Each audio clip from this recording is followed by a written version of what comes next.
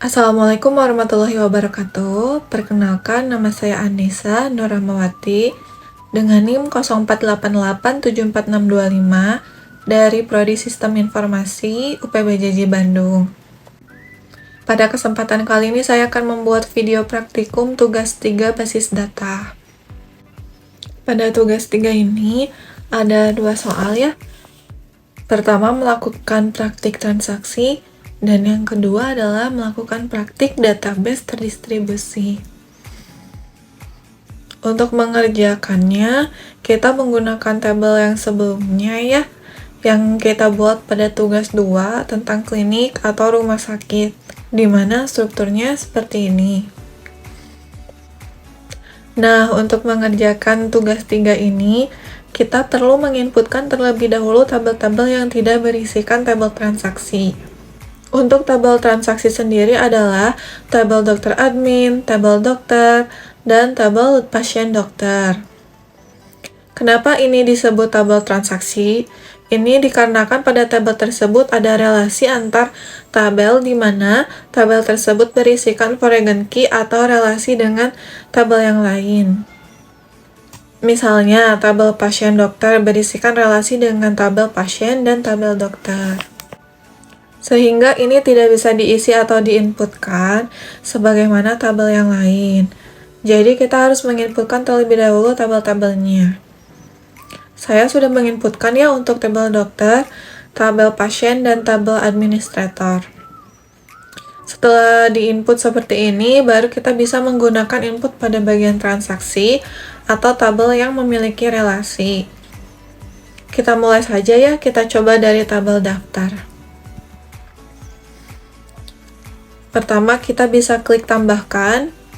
Nah, untuk ID daftarnya ini bisa dikosongkan saja ya, karena ini auto increment atau nomornya bisa terisi sendiri secara otomatis. Untuk ID admin sendiri akan berupa drop down ya.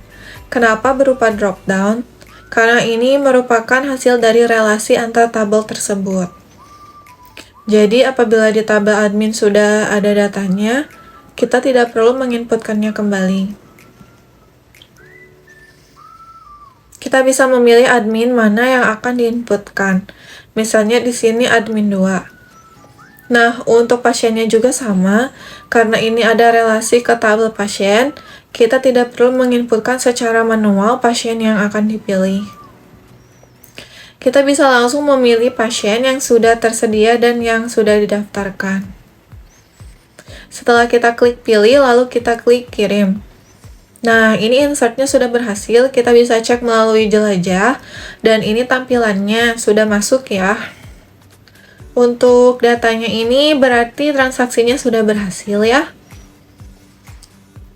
Yang selanjutnya adalah dokter admin. Dokter admin juga sama, karena ini relasinya dengan tabel administrator dan tabel dokter.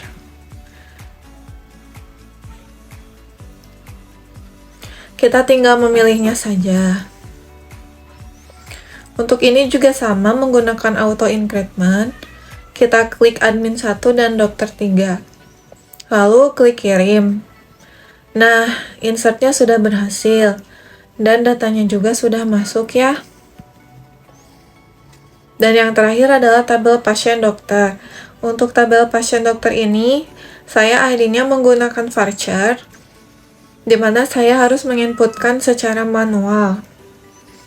Kita bisa menggunakan kode seperti ini ya, PRK001. Untuk pasien dokter ini, karena relasi dengan tabel lain, kita tinggal pilih. Untuk pasien dokter ini, karena relasi dengan tabel lain, kita tinggal memilih ya. Misalnya pasien PS001 dan dokter DK002. Waktu periksa ini saya set sekarang ya. Untuk resep misalnya antibiotik, lalu kita klik kirim. Nah, ini sudah berhasil. Kita bisa lihat di jelajah, ini datanya sudah masuk. Dengan kata lain, tabel transaksi ini sudah berjalan dengan baik dan sukses ya.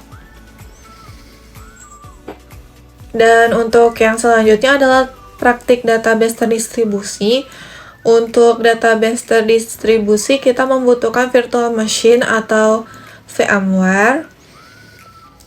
Sebetulnya banyak aplikasinya, tapi di sini saya menggunakan VMware ya, dengan mesinnya adalah Ubuntu versi 24.2. Sebelumnya, saya juga melakukan konfigurasi untuk Ubuntu-nya, jadi sudah siap digunakan. Selain itu, saya juga sudah melakukan cloning ya.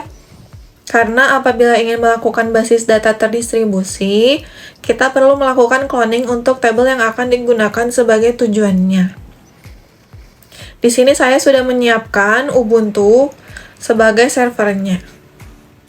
Nah, ini untuk membuktikan tabel terdistribusi itu berjalan baik atau tidak.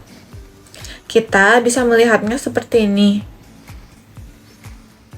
Apabila saya menginputkan data dari laptop atau PC saya, maka data tersebut harus masuk juga ke VM atau virtual machine.